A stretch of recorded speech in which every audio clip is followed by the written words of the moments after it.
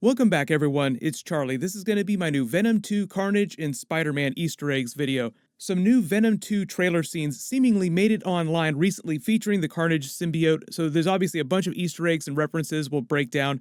I will be doing a full Venom 2 trailer video soon, so definitely hit subscribe if you haven't already to be one of the first to see that when it comes out. I believe it's supposed to come out in the next month or so, but the virus shutdown has delayed everything just a little bit.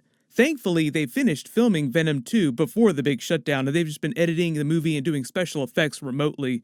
Everyone post all your Spider-Man work-from-home jokes in the comments. So I'll talk about the new Venom 2 scenes, the Carnage character, the Easter eggs, and then I'll talk about Tom Holland's Spider-Man and what their current plan is for having him cross over with the Venom character, because that plan is a little bit different for their plans in the Morbius movie.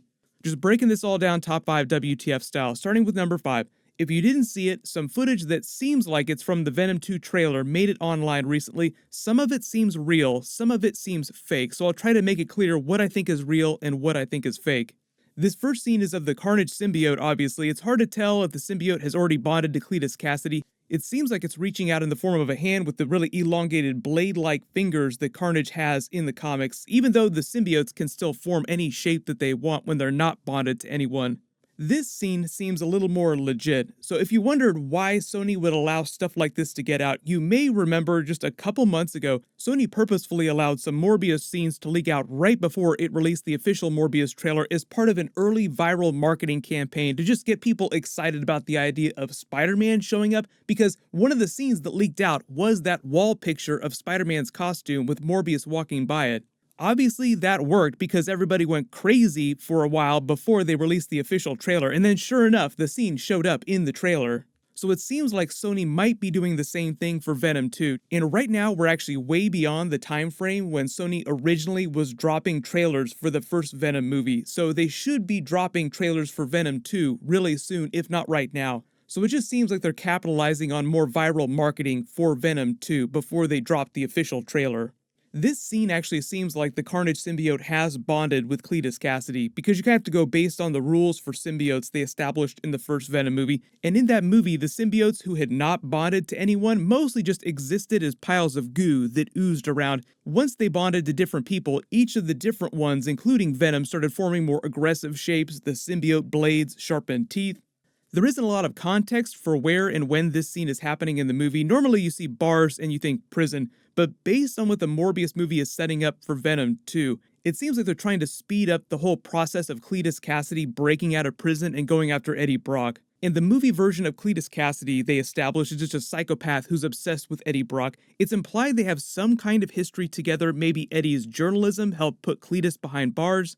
Either way, it kind of explains why he wants to get Eddie so badly, and during that is presumably when Cletus learns about the existence of the Venom symbiote, which then later spawns offspring in the form of the Carnage symbiote.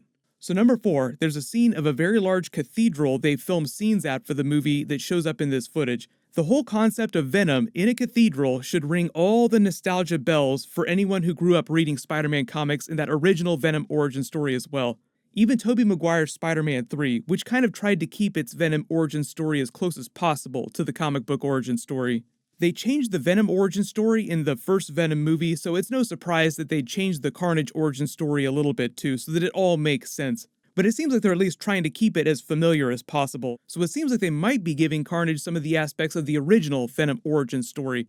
In the original Carnage origin story, Venom had been separated by Eddie Brock by Spider-Man in a previous fight. He got thrown in a New York City prison. His cellmate just happened to be Cletus Cassidy. When the Venom symbiote came to bust Eddie out of prison, by coincidence, it spawned an offspring without realizing it, and that offspring left behind at the scene eventually bonded to the nearest host, which just happened to be Cletus Cassidy, forming full comic book Carnage.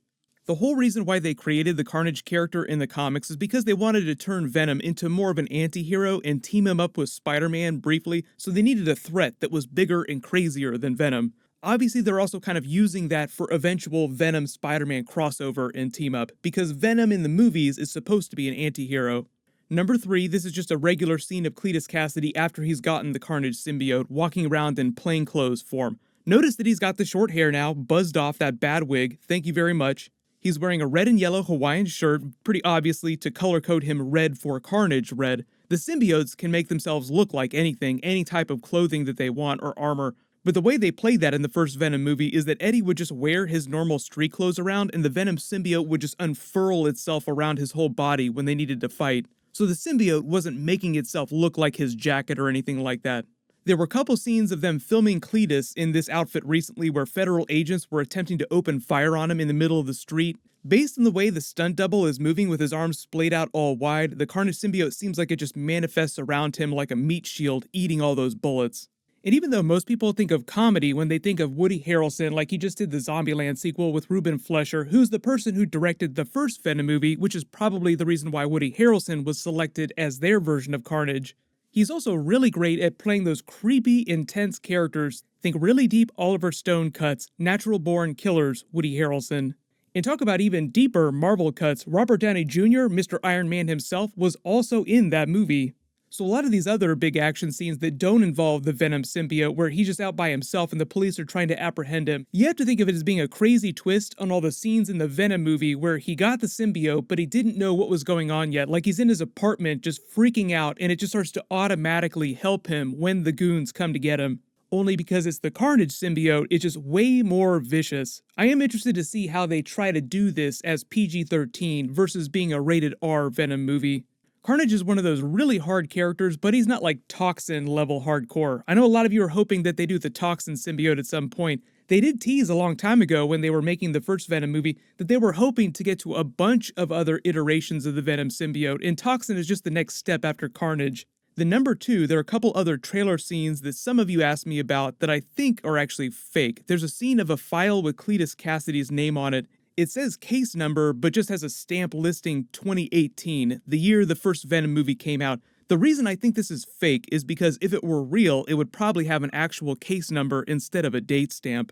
Then there's this scene of the full-blown Carnage symbiote, which also kind of seems like it's fake just because it looks like a bad Photoshop job.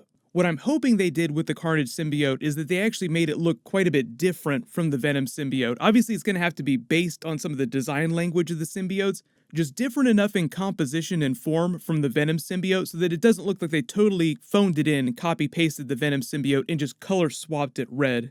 Carnage is supposed to be the offspring of the Venom symbiote, so it should feel totally different, like a new creation that looks nothing like the other symbiotes from the first movie. In number 1 WTF, obviously, what about the Spider-Man Easter eggs for Tom Holland's Spider-Man and the Marvel movies? There were reports last year when the Sony Marvel stuff was going down that Sony was working with Tom Holland to try and sign him to a special cameo deal to physically appear in Venom 2 in some small way. Tom Holland has done a bunch of interviews where he talks about wanting to cross over with Venom for the past couple of years, so it sounds like he's really down to do that. The future for Spider-Man was still very bright with Sony, and we had a really wonderful idea of how we could sort of transition into a Spider-Man without the MCU, and Tom Rossman and Amy Pascal were really confident that they were going to do justice and make a film of the caliber that Spider-Man requires. But that said, I'm really glad to be back in the MCU and to have the team back together because I kind of feel like it's where he belongs now. I'm really grateful that Bob Iger and Tom Rossman allowed me to be a part of the process of bringing him home. But he's also been working on a bunch of other movies the past year, so at most, my expectation is that he shows up in a very short cameo scene at the end of Venom 2, or maybe a Venom 2 post-credit scene, referencing the beginning of Spider-Man 3, an eventual crossover between Venom and Spider-Man in future sequels. You all saw Michael Keaton's Vulture show up in the Morbius movie. He has a small role during that film, so I'm assuming that if Tom Holland shows up in Venom 2, it'll be even smaller than what you see of Michael Keaton in the Morbius movie. The other real big Spider-Man Venom 2 connection is actually through the J. Jonah Jameson character, who's supposed to be cameoing in the Morbius movie and Venom 2, providing some loose sense of continuity between Spider-Man Far From Home, all these Sony movies, and Spider-Man 3. I'm assuming that's mostly going to be him showing up on the DailyBugle.net website and video screens yelling about Spider-Man being on the loose. I'll be doing more Marvel, Spider-Man, and Doctor Strange 2 videos soon, so everyone just leave your requests and big questions in the comments below. Everyone click here for my brand new Morbius Spider-Man Easter egg video, and click here for my brand new Spider-Man 3 video. Thank you so much for watching, everyone stay safe, I'll see you guys tonight.